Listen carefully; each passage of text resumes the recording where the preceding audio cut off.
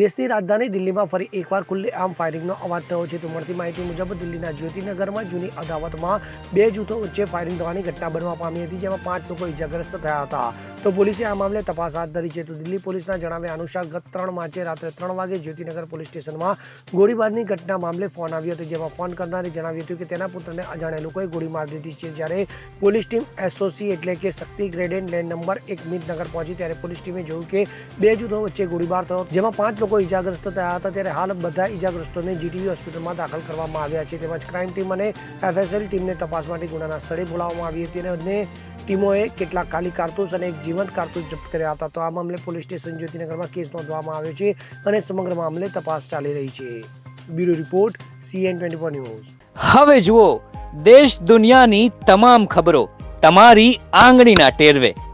ઉઠાવો મોબાઈલ અને Google Play Store પરથી ડાઉનલોડ કરો અમારી CN24 ન્યૂઝ મોબાઈલ એપ.